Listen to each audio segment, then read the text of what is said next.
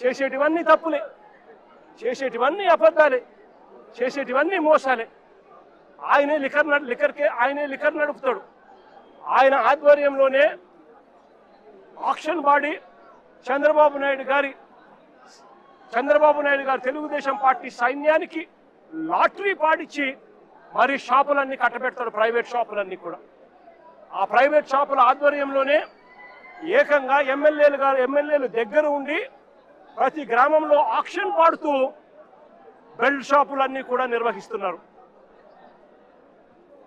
షాపుల పక్కనే, లిక్కర్ షాపుల పక్కనే పర్మిట్ రూములు, ఇల్లీగల్ పర్మిట్ రూములు నడుపుతూ పెగ్గులతో లిక్కర్ అమ్ముతా ఉన్నారు.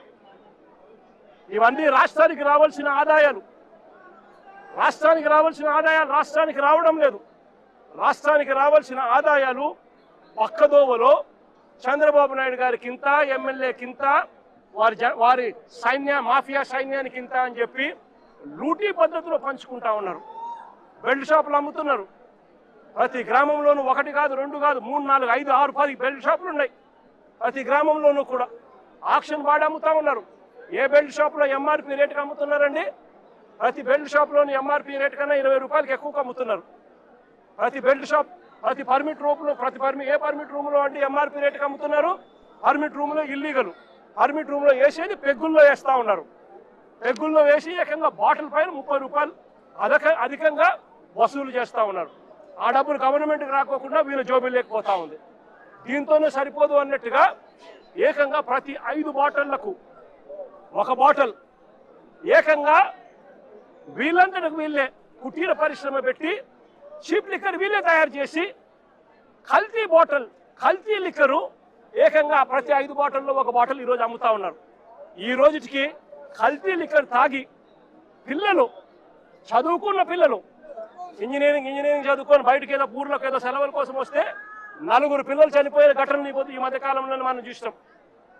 కల్తీ లిక్కర్ తాగి, వీళ్ళ షాపుల్లోనే వీళ్ళు తయారు చేసిన ఈ ఇల్లీగల్ కల్తీ లిక్కర్ తాగి ప్రతి 5 బాటిళ్లకు 1 బాటిల్ కల్తీ లిక్కర్ చేస్తూ ఉన్నది ఎవరు అని అంటే సాక్ష్య ఆధారాలతో సహా వీళ్ళ మనుషులు దొరుకుతారు.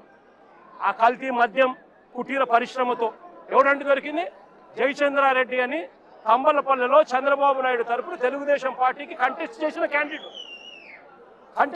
క్యాండిడేట్ ఆయన తయారు చేస్తూ ఏకంగా ఎక్సైజ్ డిపార్ట్మెంట్కు దొరికితే లావాదేవీల్లో వాళ్లకు ఎక్సైజ్ డిపార్ట్మెంట్కు మధ్య లావాదేవీల్లో తేడాలు వచ్చి ఆ ఘటన బయటపడి దొరికితే దాంట్లో తెలుగుదేశం పార్టీ హయాం రాక్షస పాలన జరుగుతూ ఉంది. 18 నెలలుగా చంద్రబాబు నాయుడు గారే పాలన చేస్తూ ఉన్నాడు. ఇటువంటి రాక్షస పాలనలో ఎవడైనా మా పార్టీకి సంబంధించిన జోగి రమేష్ లాంటి వ్యక్తి ఎవరైనా వాళ్ళు లిక్కర్ నడుపుతారా? ఆలోచన చేయమని అడుగుతా ఉన్నాం. చంద్రబాబు నాయుడు గారు జోగి రమేష్ మీద కేసు పెడతాడు. ఈయన ఇల్లీగల్ లిక్కర్ తయారు చేసి చంద్రబాబు నాయుడు గారు బెల్ట్ షాపుల్లో ఈయన సప్లై చేస్తున్నాడట. బెల్ట్ షాపులు ఆయనై, సప్లై చేసే మనుషులు ఆయనై, తయారు చేసే మనిషి, బెల్ట్ షాపులు ఆయనై, అమ్మేది ఆయన మనుషులు. మరి జోగి రమేష్ ఎలా చేస్తాడండి? ఆయన మీద కూడా ఇలాంటిదే తప్పుడు కేసు పెట్టి ఏకంగా జైలుకు పంపించిన కేసు. ఇలా ప్రతి ఒక్కరిని కూడా ఆయనే తప్పు చేస్తాడు, ఆయనే అబద్ధాలు ఆడతాడు, ఆయనే అన్యాయం చేస్తాడు.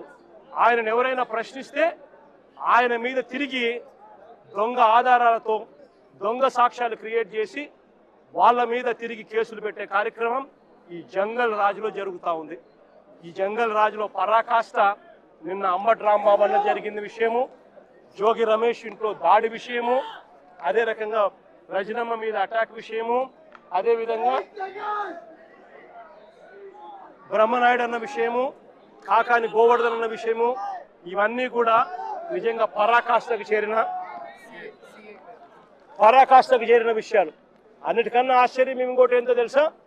ఒక మంత్రిని, అంబటి రాంబాబు అన్న ఒక మంత్రి, కాపు కులంలో నిజంగా గర్వంగా చెప్తా ఉన్నా నేను, ఒక టైగర్ అని కూడా చెప్తా నేను.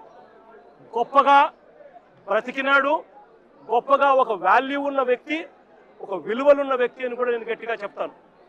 అలాంటి వ్యక్తిని ఆశ్చర్యం కలిగించే విషయం ఏంటంటే తప్పుడు కేసులో ఇల్లీగల్గా ఆయన్ని అరెస్ట్ చేయడమే కాకుండా స్టేషన్లో ఈ నల్లపాడు సిఐ వంశీ అట, పట్టాభిపురం సిఐ ఇంకొకడు వెంకటేశ్వర్లు అంట, వీళ్ళు అంబటి రాంబాబు అన్నను ఫిజికల్గా కొట్టడం జరిగింది.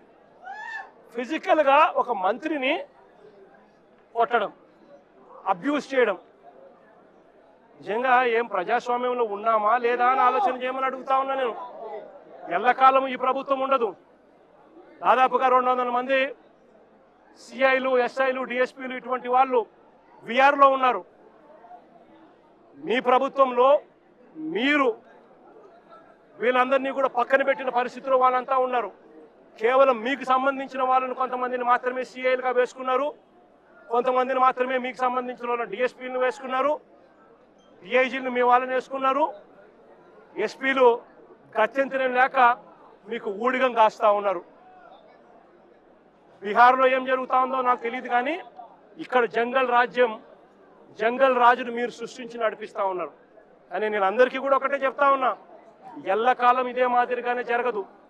2 ఏళ్ళు కన్ను మూసుకుంటే అయిపోయింది, మరో 3 ఏళ్ళు కూడా కన్ను మూసుకుని కన్ను తెరిచేసరికి మరో 3 ఏళ్ళు కూడా అయిపోతుంది. ఆ తర్వాత వచ్చేది మాత్రం మా ప్రభుత్వం అని చెప్పి కూడా ప్రతి ఒక్కరికి కూడా ఈ సందర్భంగా కూడా చెప్తా ఉన్నా.